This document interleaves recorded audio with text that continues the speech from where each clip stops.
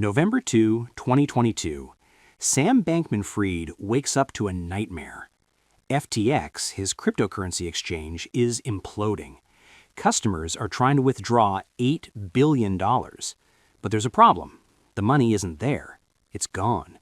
He took customer deposits and gambled them on risky investments through his hedge fund, Alameda Research, and he lost. Within a week, FTX files for bankruptcy.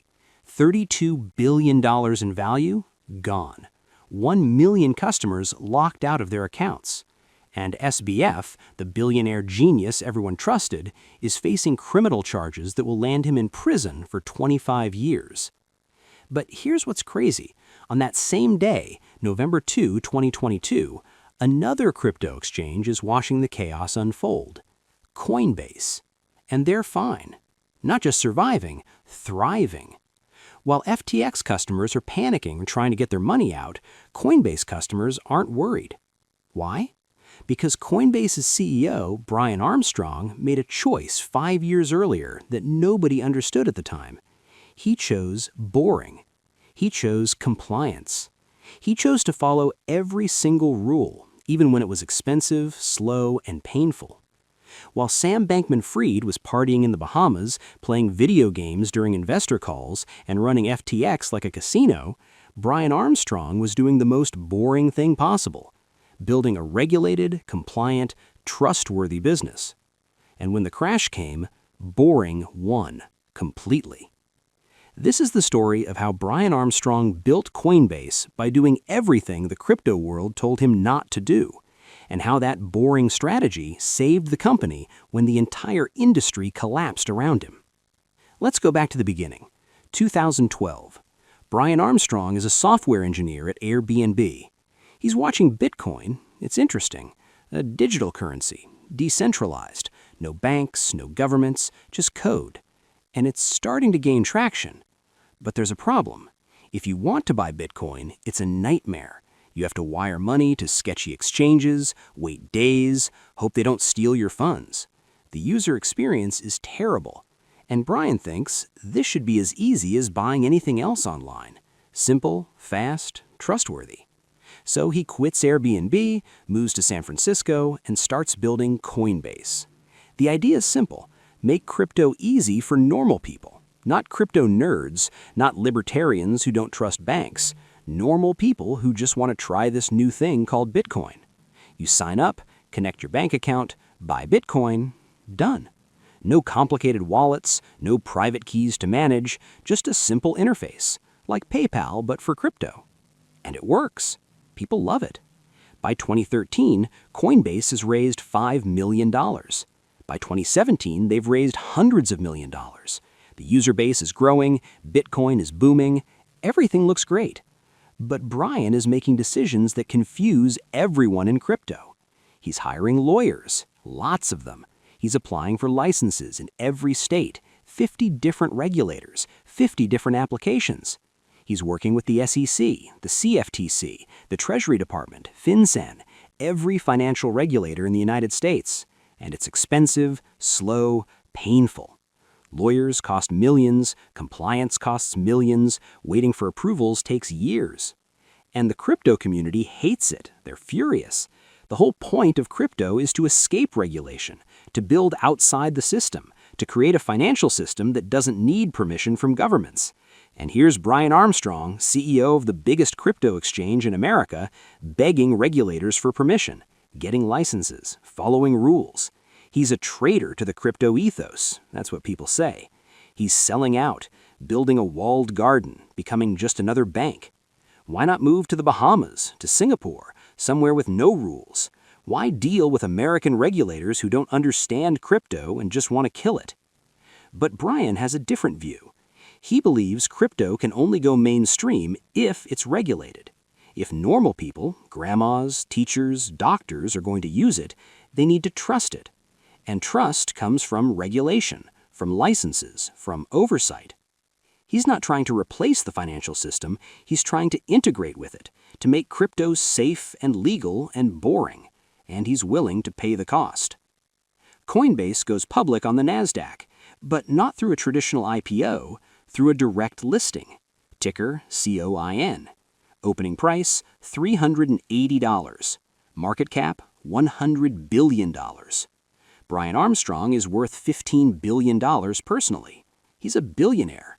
And Coinbase is now a publicly traded company, which means even more regulation. Quarterly earnings calls, SEC filings, shareholder lawsuits, audits, everything a normal company deals with.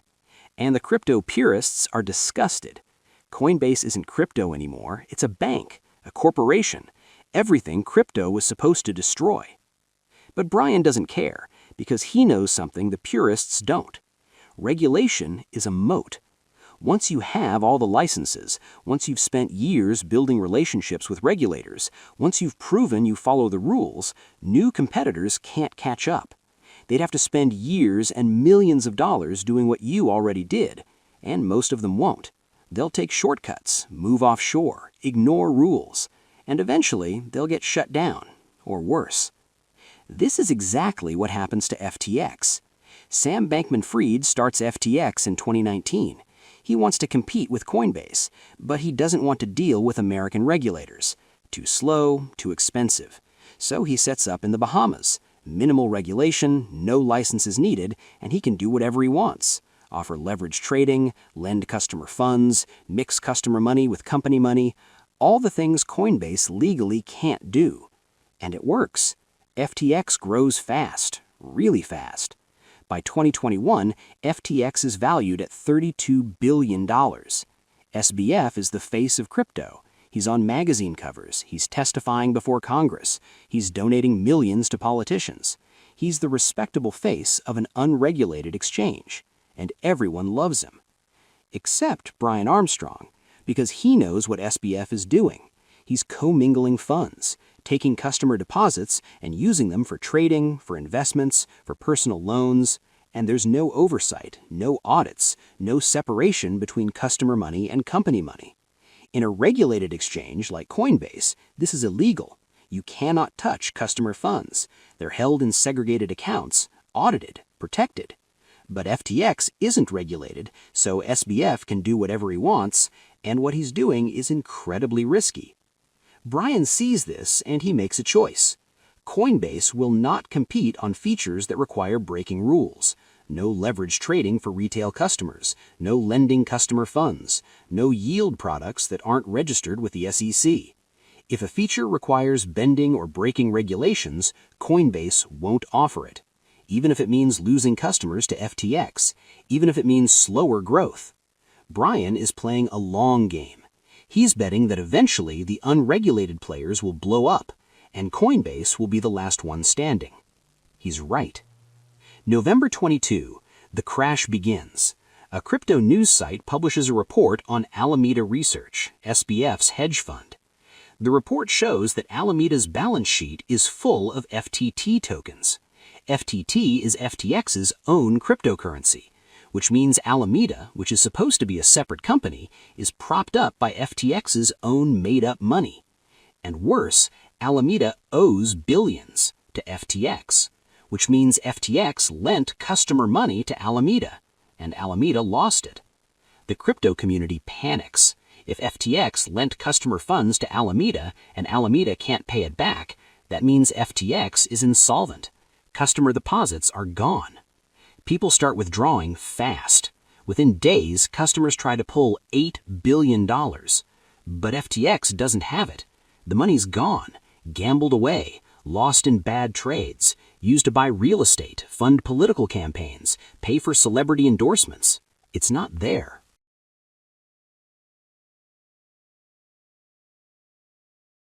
FTX freezes withdrawals. SBF tries to raise emergency funding. He calls everyone, Sequoia, Apollo, Binance. Nobody will catch it. The hole is too big. On November 11th, FTX files for bankruptcy. 1 million customers lose access to their funds. $32 billion in value evaporates. And Sam Bankman-Fried goes from billionaire hero to criminal defendant.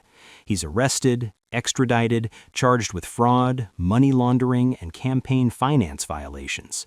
In 2023, he's convicted. 25 years in prison. And Coinbase? They're fine.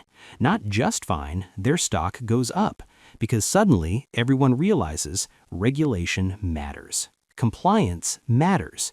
When an exchange follows the rules, customer funds are safe. When it doesn't, customers lose everything. In the weeks after FTX collapses, Coinbase sees a flood of new users, people pulling money out of unregulated exchanges and moving it to Coinbase, because Coinbase is boring, and boring means safe. Brian Armstrong doesn't gloat, doesn't celebrate, just keeps building, because he knows this isn't over. The entire crypto industry just took a massive credibility hit. Governments are going to crack down. Regulators are going to demand more oversight. And exchanges that can't prove they're safe will be shut down. But Coinbase? They've been preparing for this for 10 years. They have the licenses, the audits, the compliance infrastructure. They're ready. Let's talk about what Brian did differently, the boring stuff that saved Coinbase. First, segregated customer accounts. At Coinbase, customer funds are held in separate accounts, not mixed with company money, audited by third parties. If Coinbase goes bankrupt, customer funds are protected. They're not part of the bankruptcy estate. Customers get their money back. This is expensive to set up, requires constant auditing, compliance overhead. But it works. When FTX went bankrupt, customers lost everything.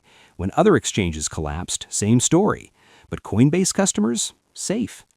Second, no leverage with customer funds. At FTX, if you deposited Bitcoin, SBF could lend it out, use it for trading, invest it in startups, gamble it. You didn't know, and you didn't consent, but it happened. At Coinbase, your Bitcoin stays your Bitcoin. They don't lend it, don't invest it, don't touch it. It just sits there, boring, safe. This means Coinbase makes less money.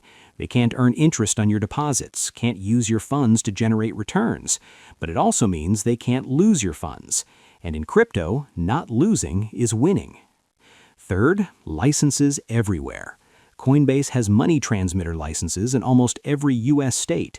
They're registered with FinCEN. They work with the SEC, even when the SEC is suing them. They follow Know Your Customer rules, anti-money laundering rules. They kick off users who violate terms of service. They report suspicious activity. All the boring compliance stuff that slows down growth and costs millions. But it also means they can't be shut down because they're playing by the rules. Regulators might not like crypto, but they can't shut down a company that's following every rule. Fourth, transparency.